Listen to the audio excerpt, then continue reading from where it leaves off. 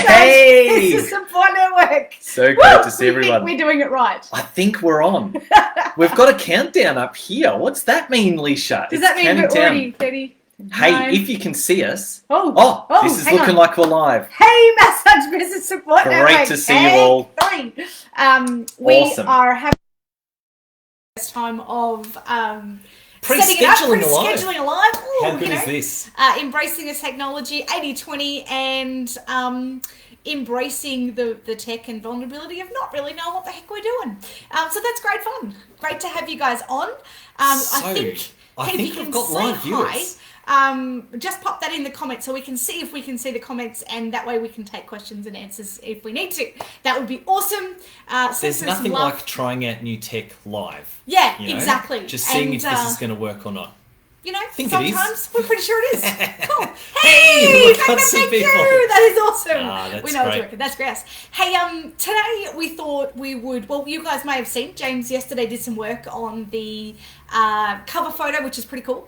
We're just kind of freshening things up, giving it some fresh feels, and putting some cool stuff in here, including we're going to do this live every single week at 10 o'clock. Did we do it? Yeah, 10 o'clock on a Vic Friday. time. Vic time. This is a worldwide audience in this group. Carolyn. Lots of people from around Australia, but also a bunch from other countries as well, USA, UK, Canada, New Zealand, plus all sorts of other places. So really awesome to be able to chat with everyone. Hey, see if your highs coming through there. Love Tanya, it. great to see you. Yeah, from the sunny Gold Coast. We are jealous because it is about 10 degrees today. Oh my goodness, yes. Do you want to talk about this morning? Oh, just a quick little story. My son got a skimboard this week, like one of those little, it's like a mini surfboard thing that you just skim along in the shallow water with. And so he's been obsessed with going down the beach every day this week to test it out. And today he got us down there at 7 a.m. And we're in Melbourne. It's still kind of dark at 7 a.m. Actually, we're in Ocean Grove, which is 120 k's south of Melbourne. Yep. We're not in stage 4 restrictions. It was just, oh yeah, that's right. We're not in stage 4. We are in stage 3 though, but we're allowed to go out to exercise and stuff. So it's all good. But geez, it was freezing. So we go down there, we skim around for a little bit, and then he wanted to swim. He encouraged me to go for a swim too, and I'm like all Wim Hof, I'll go for a cold water swim. And it was the coldest water I've ever swam in my life. I lasted all of maybe 3 minutes before I was in and freezing my butt off, couldn't feel my feet, all that kind of stuff. Good times. Good fun. Good times. And I was walking on the beach with the dog and our daughter, staying nice and warm and dry. That's a smart move. That's right. Look, the intention behind doing this is that sometimes we understand that you don't always see the faces behind all the bits and pieces that go on in the group. And number 2 is that James and I have a bunch of knowledge and wisdom that we share with our clients all the time, that we wanted to have the opportunity to be able to share, a bunch of really cool stuff with you guys as well. Particularly while the world is in a little bit of chaos. I don't know if you've noticed, a little bit crazy out there. And we know sometimes that the uncertainty of what is going on, that now is the time that people need even more help, support, tools in which to be able to move forward in their business. Yeah. And honestly, part of this is also not just that therapists might need help, but also, honestly, I think the world needs help right now. If you think about the kind of things that are going on around this crisis, people are separating from each other. Different places around the world, we have laws around not touching, not being closer than 6 feet or 1.5 meters or whatever. Even in places where that's not law, lots of people are just kind of distancing themselves and isolating. And if you think about the challenge that brings to humanity, people miss physical contact and they miss connection. They miss being able to just communicate really closely with other people. And massage, if you look at it, kind of gives a really just deep and authentic experience of both of those things, of physical touch and of connection, of human connection. So I honestly feel like this is a fantastic time for massage therapists to be able to rise up and just be like, this is our time.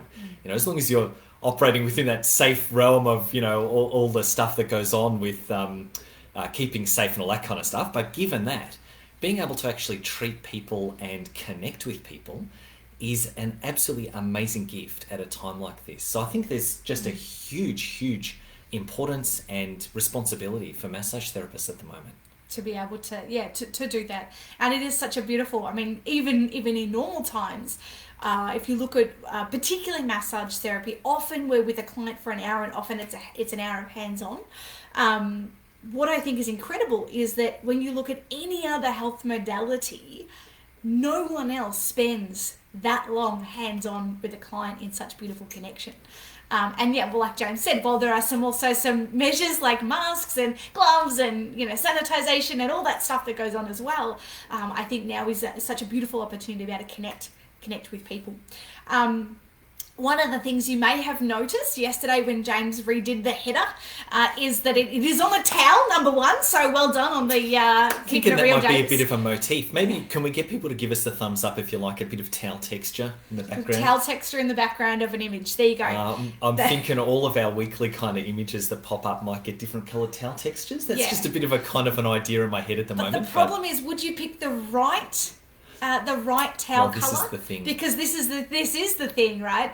I noticed that when if you use navy towels, eventually they're going to fade to a really strange purple. And there's a lot of conjecture on terms of what colors people choose. Anyway, I'm digressing. Yeah, maybe too far, James. Conversation for another day. Yes. Hello and welcome to everybody who's here. And yeah, exactly. It is true, Tanya. I think that's beautiful, and I think the fact that we can hold the space for people at beach towels, that's probably a good call. I think the fact that we have the opportunity to hold the space for people is incredibly beautiful. One of the things that you may have noticed in the cover photo is that we put our business values in there, which is the acronym that we're Massage Champions, and the acronym is CHAMPS, and it stands for Come From Cause. Heart of a servant, heart of a king. Which is around leadership. Always have fun. Always have fun. I'm having trouble with the acronym. Yeah, here we go. M, make a difference. P, produce results. And S stands for step back up. Now, look, it can be sometimes, a values-based business. I'm sure we've all had experiences of, yeah, sure, that's the stuff on the wall, and it doesn't actually really happen in reality. What I truly believe about values is that values are the boundaries in business. It's like values help other people know what it is that you stand for and what it is that you don't stand for. And the more clarity we have on that, the easier it is for people to understand where we're coming from or where other people are coming from. And to know that maybe they're not what we call a values match, or maybe they are, and a kind of understanding that everything we do is about values. We're going to go through what they mean, and the reason that we chose that acronym, the reason that we wanted to do this with you guys over time it's not really to highlight what we're doing. We don't really care about that. It's not about us. What we notice is that when people embody these organically, that their business and their life starts to change and shift.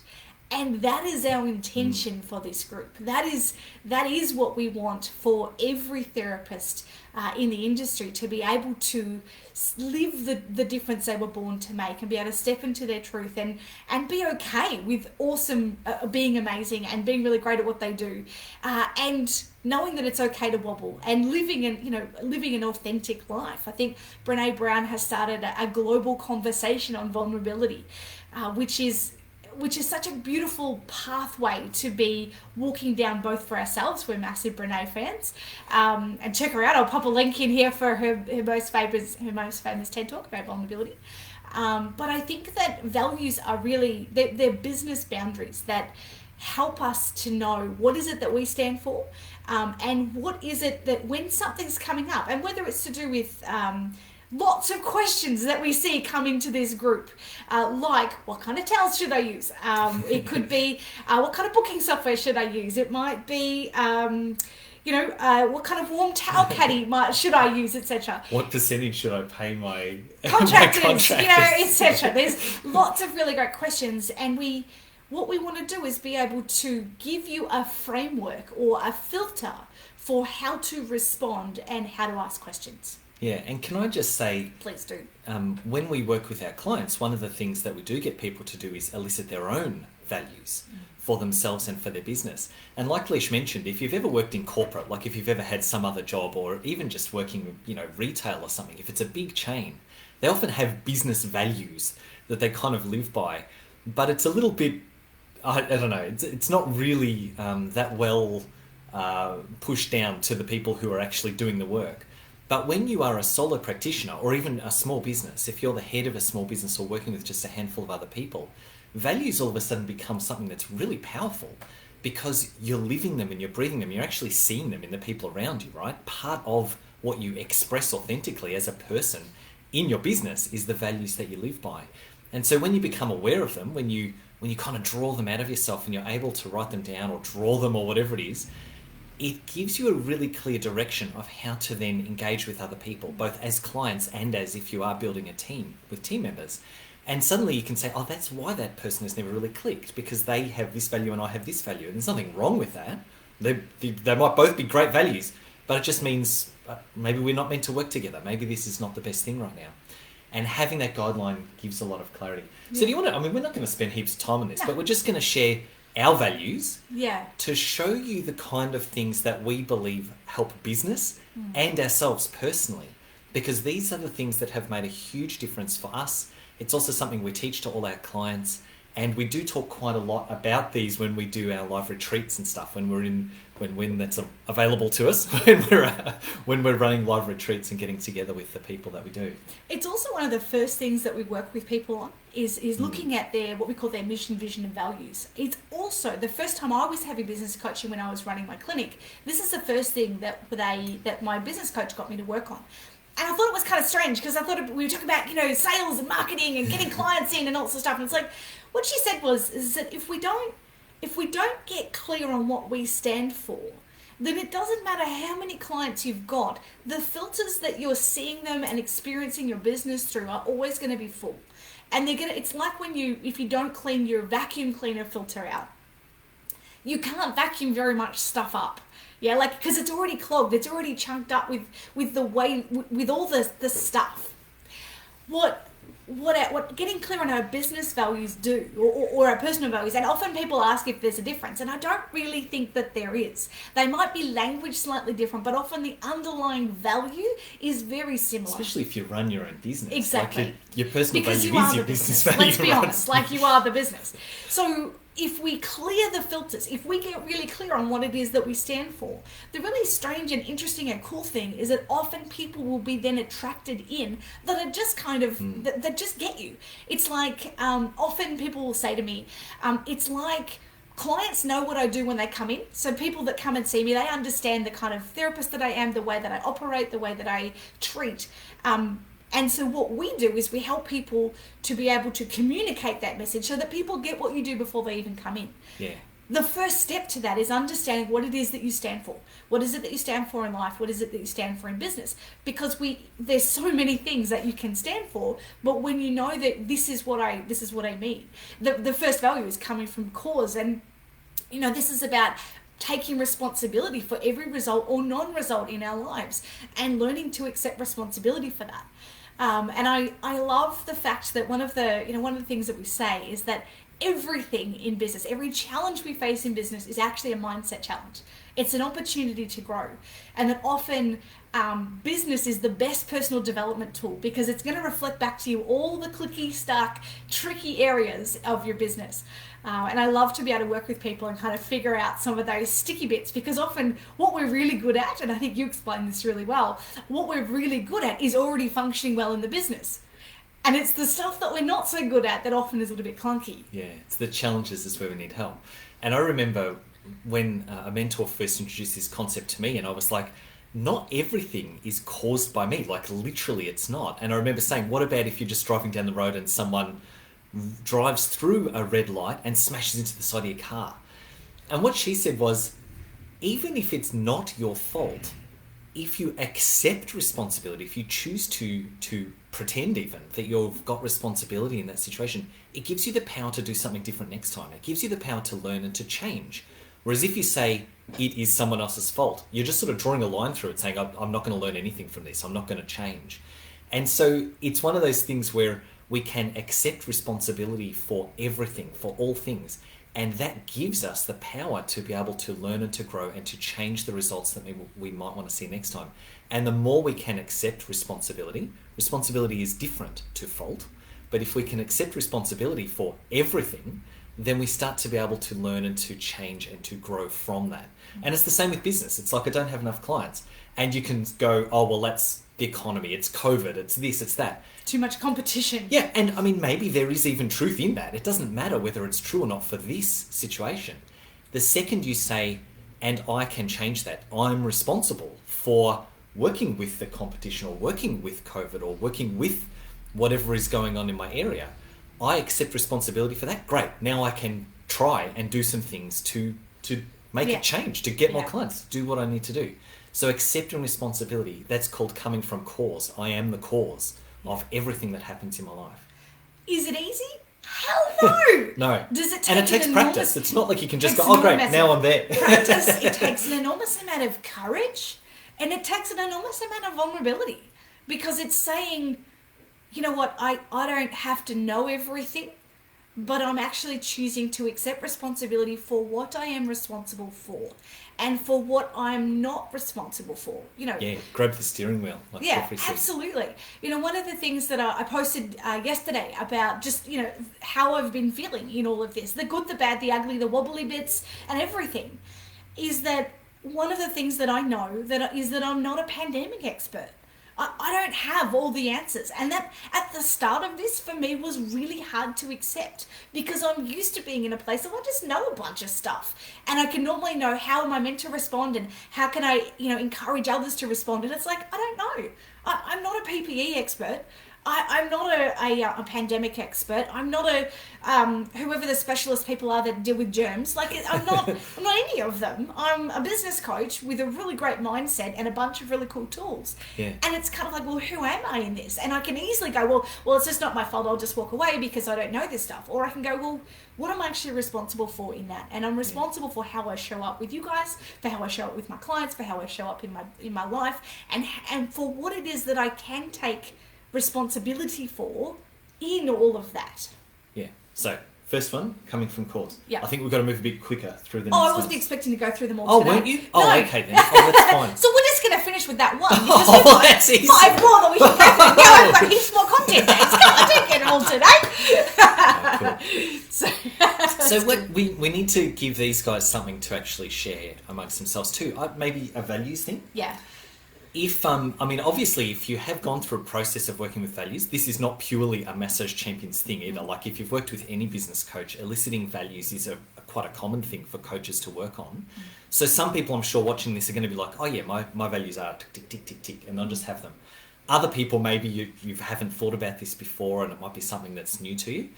I'd love it if you could just share where you are right now with that. If you know your values, stick a couple in there. If you're just having this as a first idea, have a go and just write some in. There's no right or wrong answers, right? These are your values. So just an opportunity to share and to learn from each other.